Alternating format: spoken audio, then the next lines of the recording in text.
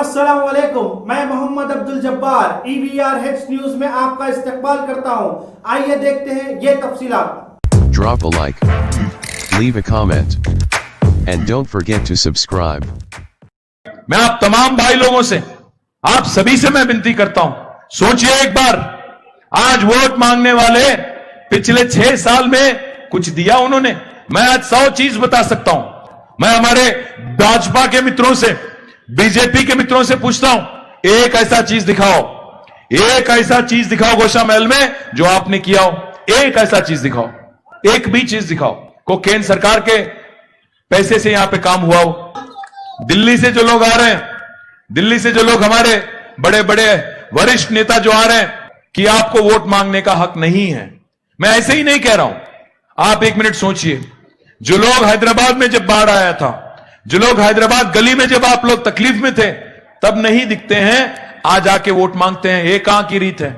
हमने लिखा था, यहां के राज्य सरकार ने, यहां से हमारे मुख्यमंत्री जी ने उनको एक चिट्ठी लिखी, मोदी साहब को लिखा उन्होंने और रिक्वेस्ट किया कि मोदी जी, हैदराबाद में आज बाढ़ आ गया, तकलीफ है, तो आप मदद कीजिए, हमारी इंटरिम रिलीफ दीजिए, 1300 करोड़ रुपया, 1350 करोड़ रुपया दीजिए। हमने चिट्ठी लिखा, 9 हफ्ते हो गए लिख के भी आज तक कोई जवाब नहीं।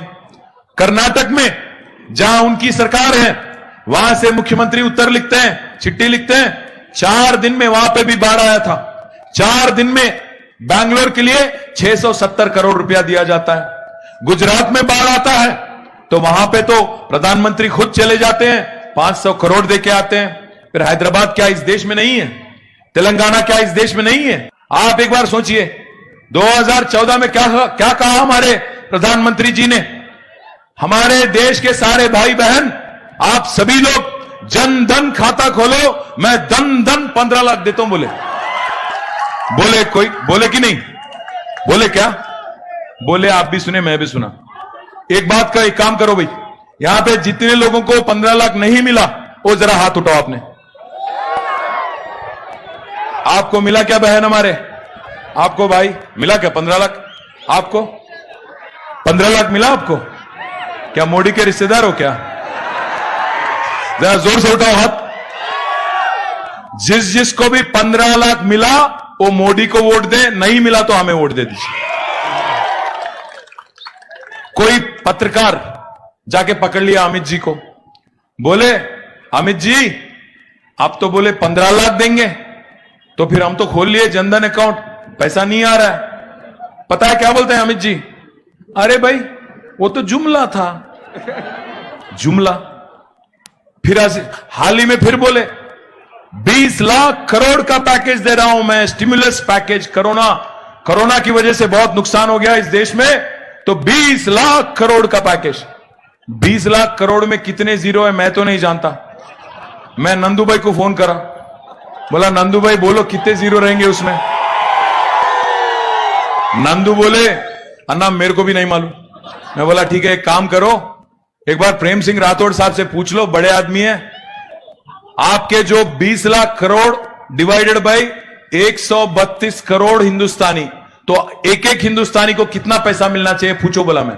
अब राठौड़ साहब जो है वरिष्ठ आदमी है, सीनियर आदमी है, जानते हैं पूरा, तो मेरे को फोन करके बोले एक एक आदमी को 15,384 रुपीस मिलना है, अगर 20 लाख करोड़ हम सब में बांटे। मिला किसी को यहां पे? एक और जुमला। और फिर इस बीच में बोल रहे हैं बीजेपी वाले, जो लोग जब राज्य सरकार केसीआर साहब 10,000 दे रहे थे हमारे गरीब भाइयों को और बहनों को, जो लोग टांग अड़ा दिए, वो वही लोग आ जाके बोलते हैं कि 25,000 देंगे। आप इसलिए सोच समझ के वोट देना, बिल्कुल भावुक मत बनना, सोचो, आप सोच के वोट दो। इलेक्शन आते ही हिंदू मुस्लिम, इलेक्शन आते ही पाकिस्तान, ये कहां की रीत है? आप सोचो, ये बल्दिया का इलेक्शन है। मुझे तो लग रहा है जिस कदर हमारे बड़े बड़े वरिष्ठ नेता दिल्ली से आप पधार रहे हैं, बहुत बड़े बड़े नेता हैं, मुझे तो लग रहा है कल परसों डोनाल्ड ट्रंप भी आ जाएंगे। फिर अभी वो भी खाली बैठे हैं, क्या करें, खाली है उन्होंने भी, कुछ काम नहीं है, उनको भी बुला लेंगे शायद। इंटरनेशनल कर दिए इलेक्शन को, सोचो आप।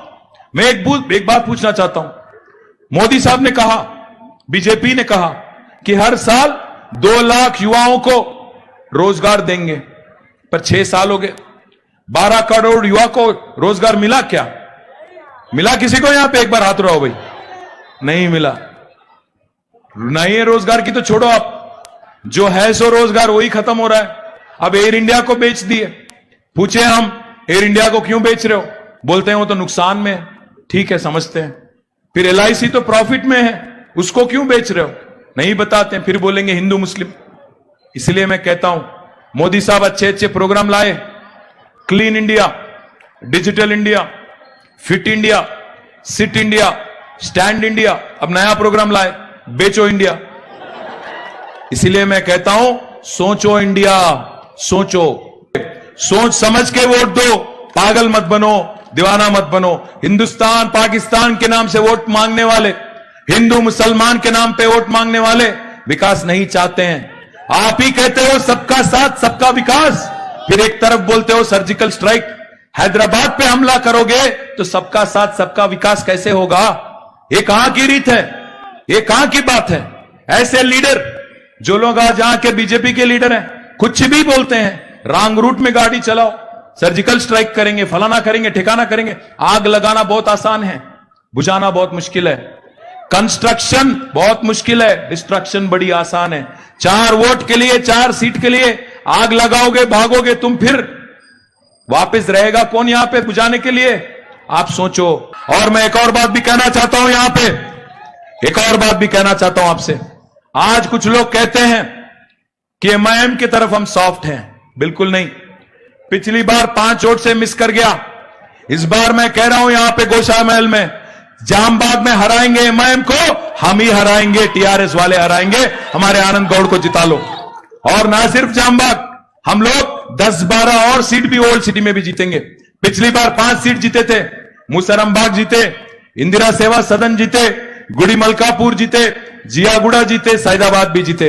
इस बार भी जामबाग जिता लो। इसके साथ ही साथ रेड हिल्स, लंगर हाउस, विजयनगर कॉलोनी, ये सारे ही जगह जीत के बताएंगे। MIM को भी काबू में लाके बताएंगे। मैं आप तमाम भाइयों से बहनों से रिक्वेस्ट करता हूं, आप भावुक मत बनो। हम मजहब के नाम पे, जात के नाम पे सियासत नहीं करते हैं, राजनीति नहीं करते हैं। हम अलग अलग करके नहीं देखते हैं। हम तो कहते हैं ये सबकी हैदराबाद है, सबका विकास सबके साथ ही होगा, ये हम कहते हैं। बट आज हमारे कुछ भाई लोग कह रहे हैं कि ये सबका हैदराबाद नहीं है, ये चंद लोगों का हैदराबाद है। ये सरासर गलत रवैया है। ये जंग जो है, लड़ाई जो है, गली बॉयज और दिल्ली बॉयज के बीच में है। आपको गली बॉयज चाहिए तो हमारे कैंडिडेट TRS के जितने भी कैंडिडेट है, पूजा, आनंद, परमेश्वरी, ममता और मुकेश को जिता लो।